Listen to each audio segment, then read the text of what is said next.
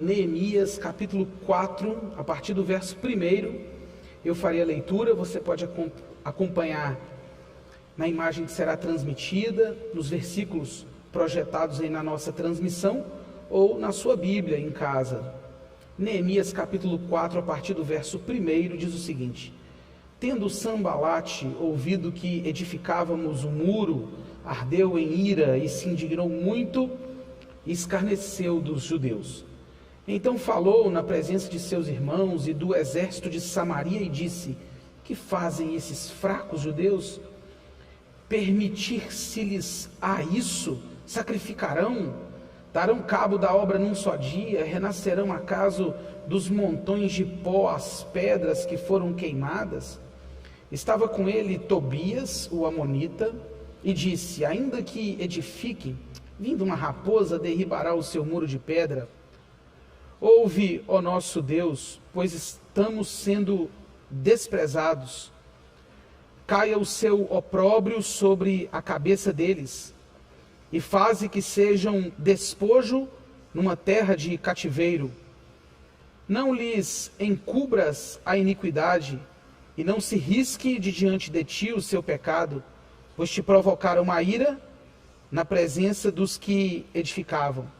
Assim edificamos o muro, e todo o muro se fechou até a metade de sua altura, porque o povo tinha ânimo para trabalhar. Mas, ouvindo Sambalate e Tobias, os arábios, os amonitas e os asdoditas, que a reparação dos muros de Jerusalém ia avante, e que já se começavam a fechar-lhe as brechas, ficaram sobremodo irados. Ajuntaram-se todos de comum acordo para virem atacar Jerusalém e suscitar confusão ali. Porém, nós oramos ao nosso Deus, e como proteção pusemos guarda contra eles de dia e de noite. Então disse Judá: Olha, já desfaleceram as forças dos carregadores, e os escombros são muitos, de maneira que não podemos edificar o muro. Disseram, porém, os nossos inimigos: Nada saberão disso, nem verão, até que entremos no meio deles e os matemos, assim faremos cessar a obra. Quando os judeus que habitavam na vizinhança deles 10 vezes nos disseram: De todos os lugares onde moram, subirão contra nós. Então pus o povo por famílias nos lugares baixos e abertos, por detrás do muro, com as suas espadas, as suas lanças e os seus arcos. Inspecionei, dispus-me e disse aos nobres, aos magistrados e ao resto do povo: Não os temais, lembrai-vos do Senhor, grande e temível, e pelejai pelos vossos irmãos, vossos filhos, vossas filhas, vossa mulher e vossa casa. E sucedeu que, ouvindo os nossos inimigos, que já o sabíamos e que Deus tinha frustrado o desígnio deles, voltamos todos nós ao muro, cada um à sua obra. Daquele dia em diante, metade dos seus moços trabalhavam na obra, e a outra metade empunhava lanças, escudos, arcos e couraças, e os chefes estavam por detrás de toda a casa de Judá. Os carregadores, que por si mesmos tomavam as cargas, cada um com uma das mãos fazia a obra e com a outra segurava a arma. Os edificadores, cada um trazia a sua espada à cinta, e assim edificavam. O que tocava a trombeta estava junto de mim. Disse eu aos nobres, aos magistrados e ao resto do povo: Grande e extensa é a obra, e nós estamos no muro muito separados, longe uns dos outros. No lugar em que ouvides o som da trombeta, para ali acorrei a ter conosco. O nosso Deus pelejará por nós. Assim trabalhávamos na obra, e metade empunhava as lanças, desde o raiar do dia até ao sair das estrelas. Também nesse mesmo tempo disse eu ao povo: Cada um com o seu moço fique em Jerusalém, para que de noite nos sirvam de guarda e de dia trabalhem. Nem eu, nem meus irmãos, nem meus moços, nem os homens da guarda que me seguiam largávamos as nossas vestes. Cada um se deitava com as armas à sua direita. Até aí. Irmãos, só não vê quem não quer. Há uma nova configuração da vida surgindo e não há como negar. nós não sabemos quão profundas e extensas serão as configurações desse novo normal que temos dito e pregado sobre ele desde o último domingo, termo que está sendo utilizado para designar essa nova configuração da vida ou a nova maneira de se viver pós-pandemia. Mas o que nós não podemos negar é que existe uma narrativa de combate a um inimigo. Mas do que ou de quem nós estamos nos protegendo? Do que e de quem nós estamos nos protegendo? Uma das coisas mais surpreendentes para mim nesses quase 120 dias de distanciamento social é o uso de máscaras pela população. A primeira vez, ou a primeira lembrança que eu tenho de alguém utilizando uma máscara, como essas que nós temos visto, foi uma entrevista que eu vi, ainda pré-adolescente talvez, de um jogador de futebol do Santos, chamado Narciso, que fez uma cirurgia ou um transplante, não me lembro agora, e ele dava entrevista usando a máscara, e eu pensava, algo muito grave aconteceu com ele. A segunda vez, ou o dia em que vi pessoalmente alguém usando uma máscara, foi logo que cheguei a Belo Horizonte para estudar, e a sensação que eu tive quando me deparei com uma pessoa utilizando máscara foi a seguinte: estas são coisas da capital. Lá na minha cidade isso não acontece. Lá na minha terra isso não chega. No início do ano eu vi algumas pessoas utilizando máscaras por causa do barro da enchente que havia secado e se tornou uma poeira incômoda em toda a cidade. Quando eu via as pessoas utilizando essas máscaras, eu dizia, é o barro da enchente. No início da pandemia, quando eu vi pessoas usando máscaras, eu pensei assim, são pessoas possivelmente com alguma comorbidade. Na verdade, eu nem conhecia esse termo, mas eu pensava, são pessoas mais propensas a contrair o vírus que está por aí. Semana passada, naquele momento singular, eu andava pela rua ali de carro e tive aquela visão de todo mundo praticamente usando máscara. Inclusive eu.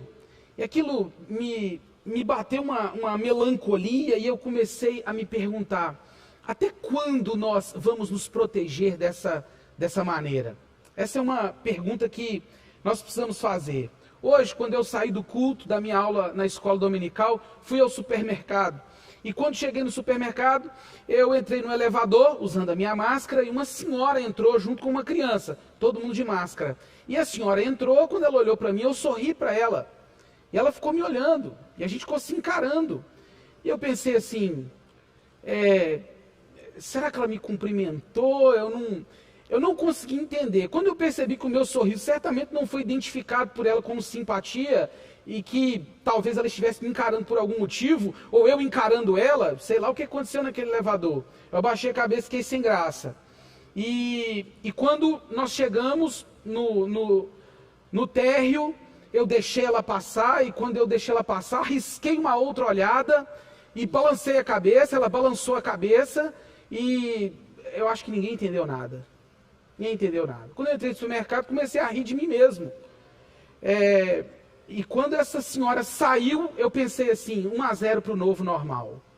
Ela não me viu sorrindo, eu estou de máscara, oh meu Deus, que bobagem, né? E aí eu comecei a rir no supermercado e logo eu fiquei sem graça de alguém achar que eu estou ficando doido. Aí eu, 2-0 para o novo normal, ou 7-1 para o novo normal, porque agora eu estou rindo e ninguém está vendo que eu estou rindo.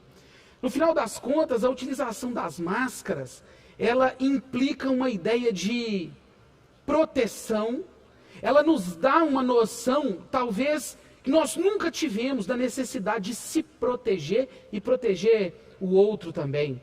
A utilização da máscara é uma coisa muito, mas muito distinta de tudo que nós vivemos até hoje. E você tem que concordar comigo.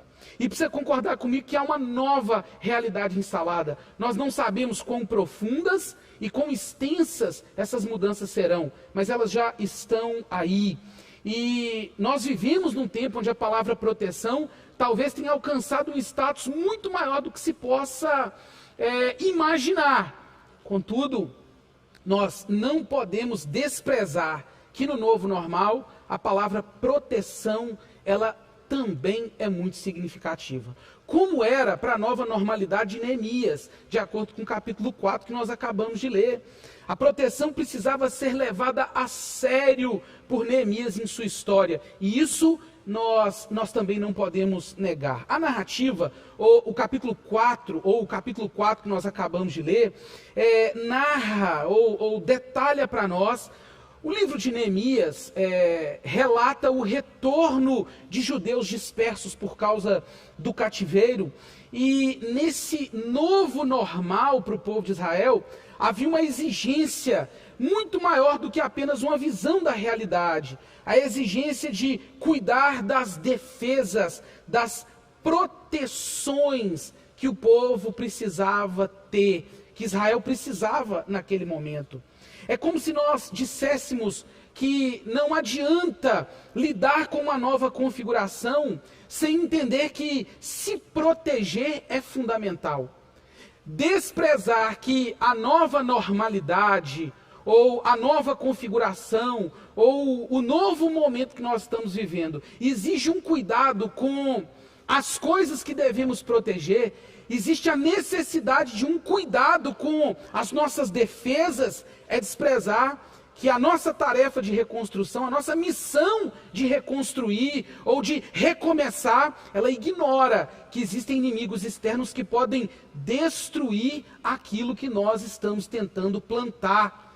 Nessa nova normalidade, é preciso que você leve a sério não apenas as lentes que você utiliza para enxergar a realidade.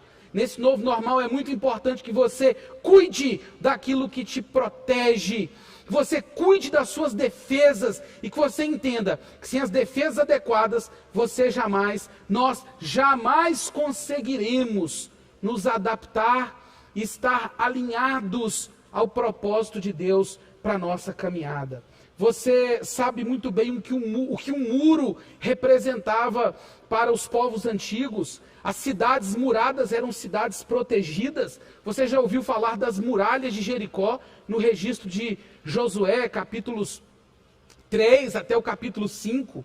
Você já ouviu falar também das muralhas de Troia e a manobra que os gregos eles tiveram de fazer para entrar na cidade porque não conseguiram transpor as suas muralhas. Os muros indicam as defesas, a proteção, a segurança de um povo. São como as máscaras que nós utilizamos, tentando impedir que micro-organismos invadam e ocupem outro organismo. E nesse novo tempo que emerge, reitero, nós não sabemos quanto tempo, não sabemos o que mudará. Nós sabemos que o homem não mudará, o homem em si não mudará, mas nós não sabemos o que nos acontecerá. De fato, é preciso nesse novo normal que você utilize as lentes corretas. Mas também nós precisamos impedir, e pense nisso, que os agentes externos e danosos destruam a nossa missão de reconstruir, de recomeçar. Eu vou repetir o que eu estou dizendo. Nós precisamos impedir que agentes externos e danosos destruam a nossa missão de reconstruir. E o capítulo 4 de Neemias é o compromisso sólido, é o compromisso e a intencionalidade de um líder e de todo um povo na tarefa de quê? De se defender. Você já pensou nisso? Que no novo normal você será exigido, ou o novo normal exigirá que todas as suas defesas sejam sólidas o suficiente se você quiser retornar, reconstruir e recomeçar. Você já parou para imaginar que qualquer retorno possível, qualquer recomeço, qualquer reconstrução, irmãos, exige de nós e nos chama a entender a necessidade de cuidar das nossas defesas. Elas precisam ser sólidas, elas não podem ter buracos, brechas. Nós precisamos cuidar das nossas defesas. E Neemias sabia disso. E o capítulo 4 4 mostra o interesse de Neemias e de todo o povo, de lutar por isso, de fazer com que os muros da cidade fossem reparados, construídos. E nessa tarefa, o povo foi exigido no seu ânimo, de acordo com o versículo 6. A Bíblia diz que o povo, quando começou a ver a reconstrução tomando forma, quando começou a ver a nova configuração tomando o seu lugar, e entendeu que eles estavam de novo nas suas terras, eles estavam plantando nas suas vinhas, eles estavam falando na sua própria língua, eles estavam em casa e precisavam reconstruir. Esse povo precisa se animar para isso. Esse povo precisa ter vigor e disposição para que isso aconteça. Jamais as nossas defesas serão reconstruídas. Jamais nós teremos defesas sólidas para reconstruir se a gente não tiver ânimo para o trabalho. Não há dúvida que num tempo como esse em que vivemos, o desânimo tem chacoalhado muita gente. Nós nos sentimos desanimados tantas vezes. Eu fico com as palavras do apóstolo Paulo na segunda carta aos Coríntios, no capítulo 4, dos versos 16 ao verso 18, quando ele diz: por isso não desanimemos, pelo contrário, mesmo que o nosso homem exterior se corrompa, o nosso homem interior se renova dia a dia, porque a nossa leve e momentânea tribulação produz para nós um eterno peso de glória acima de toda comparação, não atentando nós para as coisas que se veem, mas para as que não se veem, porque as que se veem são temporais, as que não se veem são eternas. É um chamado para que nos animemos, é um chamado para que o nosso coração seja reanimado no Senhor, para cuidarmos daquilo que nos protegerá. Você precisa levar a sério as suas defesas, as suas proteções. Você não pode viver desprotegido, a sua família não pode estar desprotegida nesse tempo de tantas ameaças. A sua fé não pode estar desprotegida nesse tempo de ameaças. E eu sei que falar de ânimo num momento como esse parece contraditório, mas acredite no que eu estou dizendo. O novo normal exigirá de você muito ânimo para cuidar das suas defesas, para que elas sejam sólidas o suficiente para que você tenha condições de recomeçar. Segunda coisa, o versículo 9 fala que isso exigiu a atenção do povo.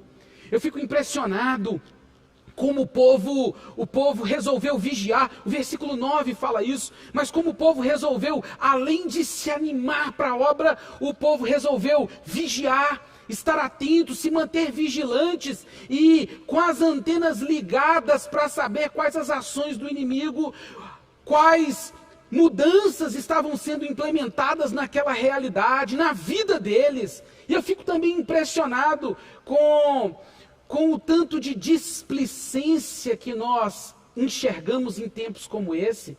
Quantas coisas têm tirado a nossa atenção daquilo que deveria nos fazer olhar para o fato de que existem áreas, existem esferas, flancos das nossas vidas que precisam da solidez de alguém que está como que construindo um muro para impedir que as defesas avancem, para que os inimigos avancem contra nós, derrubando as nossas defesas. Nós estamos muitas vezes desatentos.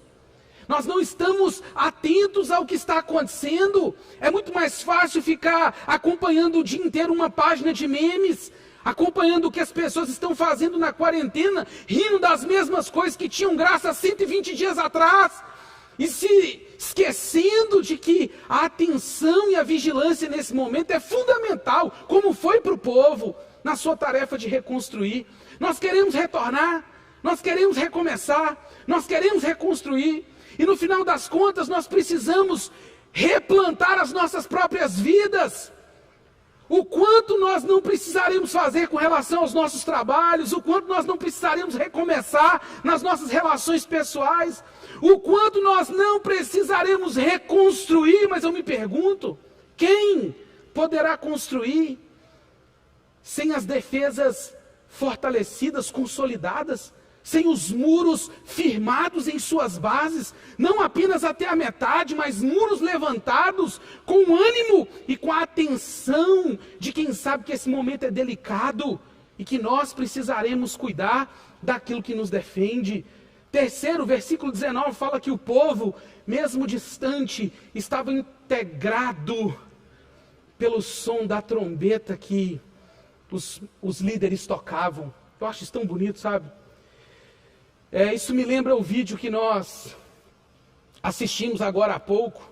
É difícil assistir esse vídeo sem dar vontade de chorar, eu confesso. É difícil ver esse vídeo e entender que o que o versículo 19 afirma, que a obra era grande, extensa, e que eles chegaram à conclusão de que eles estavam separados, eles estavam longe uns dos outros, mas o povo que estava longe, ao som da trombeta, se integrava para poder trabalhar na reconstrução das suas defesas, no recomeço. Meus irmãos, me escutem em nome de Jesus. Não é a suspensão das nossas atividades, o impedimento de estarmos aqui reunidos, que fará com que a comunhão do povo de Deus, que é espiritual, como eu tenho dito, e que nos chama para ser um só povo no Senhor, que vai nos impedir de, ao som da trombeta que o Senhor tocar, nos chamando para a batalha, que irá nos impedir de viver essa integração preciosa, em que nós oramos uns pelos outros. Eu, sem conhecer a irmã do Silas, por exemplo, orei por ela. Sem conhecer a Carla, eu orei. Tantas pessoas oraram por ela. E essa irmã foi alcançada pelas nossas e orações de tantas pessoas lá na Inglaterra. O Célio e a sua família testemunhando a vitória que Deus os deu. A nossa irmã Elaine, que foi vítima de um golpe tão duro nos últimos dias. E a igreja em oração, o corpo de Cristo integrado, porque ouve o som da trombeta do Senhor e se agrupa, mesmo não podendo se reunir.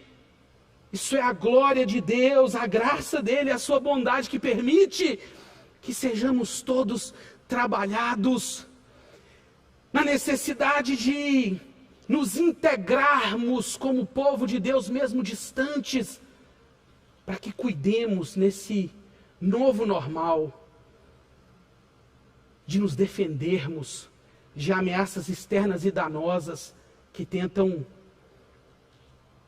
degenerar a nossa fé. E o versículo 20 fala de um povo que, além de ânimo, atenção e integração, um povo que tinha intenção no que estava fazendo. E eu falei sobre a intencionalidade, por quê? Porque, irmãos, falta-nos muitas vezes a noção que o povo aqui tinha. O povo sabia o que tinha que fazer e não estava fazendo de forma desordenada, desgovernada. Não, havia uma coordenação e muito mais, uma intenção de cuidar das suas defesas, uma intenção de agir de maneira sólida para se proteger, com a construção de um muro. Há 120 dias é possível que muitos irmãos estejam vivendo de maneira passiva, de maneira completamente passiva diante das situações, sem entender que a necessidade da intencionalidade abre caminhos para que o povo de Deus, assim como Neemias inspirou o povo a viver, precisava de agir com a intenção de fazê-lo. Você não pode esperar que os seus muros se levantem, que as suas defesas se organizem e que você se sinta protegido de maneira aleatória, de jeito nenhum. Você, como parte do povo de Deus, precisa da intenção de lutar para que sua casa, para que o seu emprego, para que a sua igreja, para que a sua escola, para que as suas amizades, para que a sua sanidade, para que a sua saúde, para que você mesmo esteja protegido nesta nova realidade, porque existe um inimigo querendo nos derrubar, existe um inimigo cujo interesse não é apenas nos derrubar, mas antes de qualquer coisa, derrubar as nossas defesas, derrubar os nossos muros e derrubar a nossa proteção. Inimigos externos tentando minar o nosso ânimo, a nossa atenção, a nossa integração e a nossa intenção. Talvez você esteja aí curtindo os memes da quarentena. Foi engraçadinho na primeira semana, nos 10 primeiros dias, nos 15. talvez até nos 30 tardiamente, mas 120 dias já é o suficiente para que você se reanime no Senhor, para que você tenha a atenção necessária para tudo o que está acontecendo. Ainda tem gente postando fotinha dizendo dia tal da quarentena, mostrando o que está comendo dentro de casa. Tudo bem, nós podemos brincar com isso ainda, mas você, como parte do corpo místico de Cristo, não pode perder o ânimo, não pode perder a atenção, não pode perder a integração e não pode perder a sua intenção de cuidar daquilo que te protege, porque os inimigos externos vão tentar te derrubar nesse novo normal. Mas curtindo os memes, dizendo que está apenas comendo e dormindo, reclamando, apontando e disparando contra o mundo há quase 120 dias, pensando o que você vai fazer depois que voltar. Voltar para onde, meu irmão? Voltar como? É a pergunta. Me bateu uma tristeza quando eu ouvi, esses dias eu participei de um curso sobre o retorno das crianças às suas atividades escolares, e um camarada que está trabalhando com protocolos para esses retornos.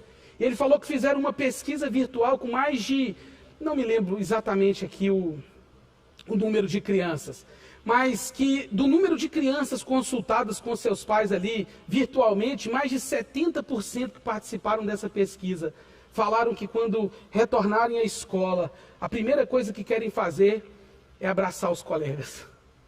Que tristeza, isso é triste, porque talvez esteja nos faltando a noção de que nessa nova realidade, ânimo, atenção, integração e intenção exigem de nós muito mais do que ficar curtindo memes e ficar apontando e mirando contra o mundo e atirando a nossa raiva com o que está acontecendo. Não vai adiantar. E as pessoas que não tiverem atenção para o que está acontecendo, certamente não terão condições de lidar com essa nova realidade. Imagina, a criança fala, eu quero chegar na escola e abraçar o meu colega. E quem falou para ela que talvez isso não será possível? Em algum momento isso não será possível. Enfim, atolados em inutilidades, esquecendo das nossas proteções, dos nossos muros, nós não estaremos preparados para um retorno. Todos precisaremos de uma espada e uma colher de pedreiro.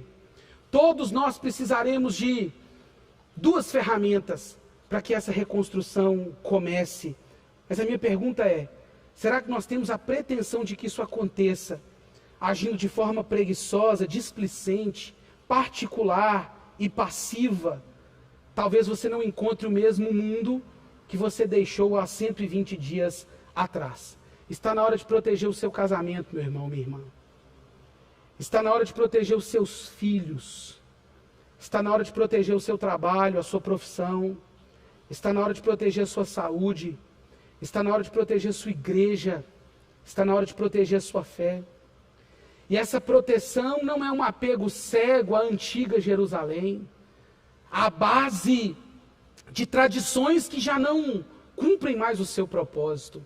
Essa proteção implica a esperança de que um novo templo, uma nova Jerusalém surgiria com glória muito maior do que o primeiro templo e a primeira Jerusalém.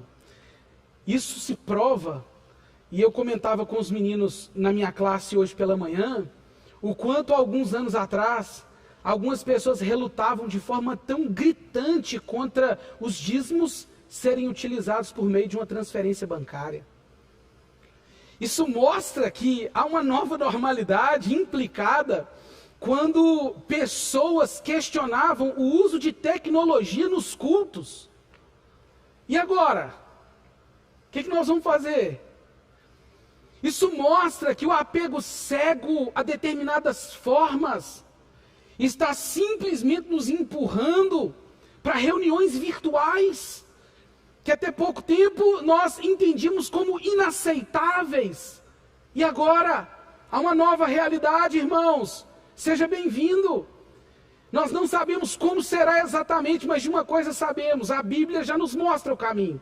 E nós somos chamados a pensar e entender que é preciso cuidar daquilo que nos protege. Proteção nesse tempo é fundamental. Por quê? Porque a reação inimiga, assim como o texto mostra, e nós podemos provar no dia a dia, a reação inimiga, danosa, tentando destruir as nossas defesas, para nos destruir, tentam antes de qualquer coisa nos ridicularizar. Veja o que aconteceu aqui com o povo que começou a reparar os muros. Os inimigos começaram a falar assim: um murozinho de nada. O que pensam ser esses fracos judeus? Você pode ver isso no texto.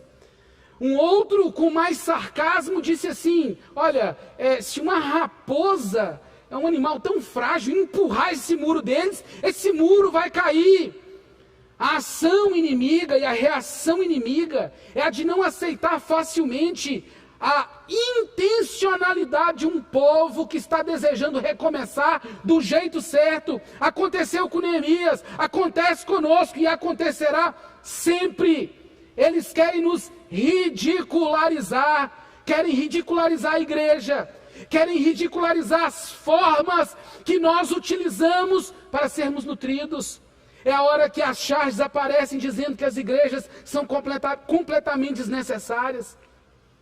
É a hora que as charges aparecem mostrando igrejas, pessoas de todos os setores religiosos, de amplas, de várias religiões se curvando diante da ciência. É a hora de ridicularizar os esforços da igreja de Cristo de se firmar em suas defesas, de proteger aquilo que é sagrado, aquilo que Deus nos chamou para proteger.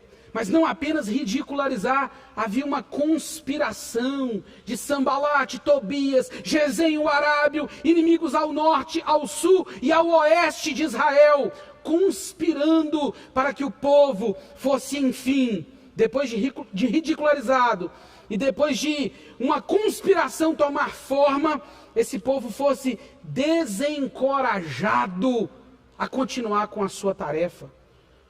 Nós temos muito trabalho pela frente, muito. Reconstruir não foi, não é e nunca será fácil. Retomar as nossas vidas é um árduo trabalho. E os inimigos externos, cujo objetivo é primeiro atacar as nossas defesas e depois nos destruir por completo, eles querem nos ridicularizar. Estão conspirando contra nós. E só não vê quem não quer também toda conspiração maligna, utilizando a política anticristã, a religião anticristã e a sedução anticristã, como descreve o livro de Apocalipse, conspirando para impedir a igreja de Cristo de retornar. E eu não estou falando de cultos presenciais, estou falando do retorno vigoroso da igreja de Cristo, o retorno vigoroso de uma igreja que não pode ser destruída. Eles querem desencorajar o povo de Deus, porque depois que as intenções inimigas, de acordo com o texto, foram desmascaradas, o povo ficou com medo. O povo já estava cansado, assim como nós estamos também. Eu estou cansado. Medo, cansaço, desunião, é igual a defesas expostas. O que mais os inimigos querem? Essa é a pergunta que eu faço. O que mais os inimigos querem do que a igreja brigando entre si por políticas, por ideologias políticas, como eu falava na minha sala hoje? O que mais os inimigos querem do que a igreja de Cristo conflitando por causa de retorno ou não aos cultos e às atividades? O que mais o inimigo quer? A não ser por medo nas pessoas que deveriam carregar a esperança da glória dentro de si. Eu também tenho medos. Esses dias eu conversava com alguém lá em casa, não vou falar o nome. Você tem 3 opções: letra A, letra B ou letra C. Eu conversava com alguém lá em casa, e eu falava assim: você acha que seu pai tem medos? Você acha? Eu dizia: eu tenho medos. Os medos só mudam de nome. Os medos só mudam de tamanho. Mas os medos que nós devemos ter deve ser igual o medo de agulha. Você pode ter um medo assim, sabe aquela fobia? Eu não tenho esse aí não, graças a Deus. Mas tem gente que tem medo de agulha. Ela sabe que a agulha não vai destruí-la, mas ela tem medo daquilo, sabe? Ela tem uma resistência com aquilo. E o medo tem hora que nos abate, é indiscutível. A desunião, o cansaço, é igual, irmãos, a oportunidade, o momento propício para o inimigo nos fazer desacreditar que todo esforço valerá a pena. Esse povo estava trabalhando incansavelmente. Esse povo estava trabalhando no muro. E chegou uma hora que eles falaram assim: nós estamos cansados. Nós não aguentamos mais. A gente quer parar. E o homem de Deus se levanta no momento crítico. Como você deve se levantar. Como eu devo me levantar. Como nós devemos nos levantar. Para quê? Para instruir o povo de Deus.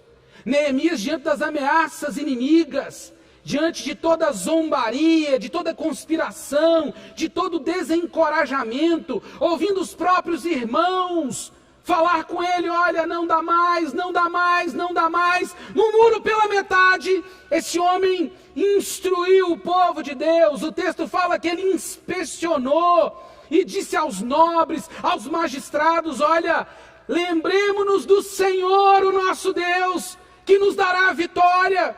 É Ele quem peleja por nós.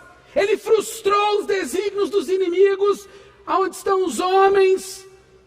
Aonde estão as mulheres, os jovens que se levantarão nesse tempo dizendo: Deus não perdeu o controle das coisas? Isso será muito mais do que uma retórica vazia, mas o interesse de líderes corajosos que lutarão com uma colher de pedreiro e uma espada na reconstrução que acontecerá, porque as portas do inferno não prevalecerão contra a igreja de Cristo. Jamais vão prevalecer. Mas aonde estão os homens? Aonde estão as mulheres? Aonde estão os jovens, crianças, idosos? Atentos, animados, integrados, gente intencional para lidar com as ameaças e dizer: eu preciso instruir uma geração de que Deus é quem pelejará por nós. O líder instrui o povo, o líder direciona o povo e diz: você fica aqui, você fica ali, você faz isso, você faz aquilo outro. É um absurdo, porque nós hoje temos perdido a liderança dos nossos lares. Se você, meu irmão, está com dificuldade de liderar a sua casa, e está curtindo na internet, nas redes sociais, as brincadeirinhas de que ficar em casa é uma coisa assustadora e pavorosa, óbvio que é uma coisa difícil. Não poder sair com as crianças, não poder sair com a esposa, não poder arejar a cabeça um pouco, é muito difícil, nós sabemos disso. Mas essas brincadeirinhas de que o lar já não é o lugar que você tem condições de liderar, indica que falta-nos a instrução e o direcionamento de homens, mulheres, filhos, jovens, que dirão: é por aqui e é por ali. Neemias instruiu, Neemias direcionou e Neemias armou o seu povo. Cada um se deitava com a sua arma à direita. Sabe o que isso significa? Que as lideranças que nós precisamos e os irmãos comprometidos com a reconstrução e o recomeço, cuja aurora já começa a anunciar um novo caminho. Já está amanhecendo, irmãos. E já diziam que antes do amanhecer é o momento da hora mais escura. Uma hora amanhecerá. E quando amanhecer, os líderes instruídos, capazes de direcionar o povo e de armar o povo, é quem liderarão as mudanças. E seja qual for a configuração que apareça, esses homens, essas mulheres, esses jovens que não ficaram acovardados atrás das redes sociais, esses idosos que em meio a toda a opressão sobre eles, se encheram da fé do Senhor e dobraram os seus joelhos, porque muitos idosos ainda não entenderam, muitos idosos não entenderam, que talvez a grande missão deles nesse tempo é fazer com que a igreja esteja armada com a sua maior arma. E eu quero encerrar. É a oração. Lembre-se que Neemias, diante de tudo isso, ele disse assim: eu orarei ao Senhor dos céus. E a sua oração revelou que aquilo que Isaías disse em Isaías 62, versículo 2, que Deus pôs guardas sobre os muros de Jerusalém que não se calarão. Os líderes vão instruir, direcionar e armar o povo. Mas diante da necessidade que temos de proteger as nossas casas, a nossa igreja, a nossa fé, as nossas escolas, de proteger as nossas amizades, de sermos protegidos diante dessa necessidade. Irmãos, o inimigo tenta tirar o nosso ânimo, a nossa integração, ele tenta remover a nossa atenção, o inimigo tenta fazer de tudo, ele tenta de tudo para nos impedir de reconstruir. Mas guarde o que eu estou dizendo. A nossa maior arma, a grande arma de defesa e ataque da igreja do Senhor Jesus é a oração. Nesse ponto eu me pego pedindo a Deus ajuda, para que Ele me faça redescobrir o caminho da oração mais profunda, da oração que eleva os olhos para o alto e considera em tudo que o Deus Todo-Poderoso é a nossa única proteção. Todos os esforços de Neemias não representavam absolutamente nada se o Deus dos céus, a quem ele orou, não estivesse com eles. Eu quero dar uma palavra para os nossos idosos, e prestem muita atenção, vocês que estão acompanhando a nossa transmissão. Talvez esse seja o momento da vida de vocês, em que vocês têm mais oportunidades de fazer pela Igreja de Cristo. Existem pessoas idosas hoje em casa, que não estão saindo para nada, que serviram a igreja com tanto vigor e trabalharam tanto na Igreja de Cristo, e agora estão se sentindo inúteis, porque não podem sair de casa, porque não podem ajudar a Igreja de Cristo. Talvez você não tenha entendido, meu irmão, que o Senhor tenha colocado você diante da oportunidade mais preciosa, a de lutar com a arma mais poderosa. Talvez Deus te treinou durante todos esses anos, meu querido irmão, você com mais de 60, 65 anos, talvez Deus tenha te treinado todos esses anos, para que hoje você possa lutar com as armas mais poderosas. E a arma mais poderosa é a oração. O problema é que tantas distrações têm nos impedido de orar, assim como fez por nós o nosso fiel intercessor. Eu encerro lembrando que quando Deus ouve as orações do seu povo, Ele frustra as ações do inimigo. O novo normal indica que nós precisamos de proteção, mas nenhuma proteção existirá se o povo de Deus não estiver alinhado com o desejo de clamar, orar e se humilhar. Neemias, nesse aspecto, aponta novamente para a certeza de que nesse novo normal, o povo de Deus, por meio de quem? Jesus Cristo, tem a sua vitória assegurada. Cristo venceu por nós essa batalha, e quando liderada pelo nosso fiel intercessor, nós temos a garantia de verdadeira proteção. Neemias, eu não acredito que é um tipo de Cristo, mas ele aponta para essa mediação, para esse Cristo que advoga a nossa causa junto ao Pai, e para esse Cristo que no momento em que nós não podemos nos defender, nos defende. João disse: filhinhos, essas coisas vos escrevo para que não pequeis. Se você pecar, se você falhar em se proteger, nós temos um advogado junto ao Pai. E mais do que isso, Jesus e a vida entregue a Ele é a garantia, e lembre-se disso, é a garantia, meus irmãos, de que se nós pertencemos a Ele, nós vencemos o mundo e o maligno não poderá nos tocar. É hora de cuidarmos das nossas defesas e entender que isso só pode acontecer por meio do nosso fiel intercessor, Jesus Cristo, que nos conduzirá a uma vida de oração, para que por ela tenhamos ânimo, atenção, estejamos integrados e prontos para trabalhar num recomeço nesse novo normal. Que o Senhor nos abençoe. Amém.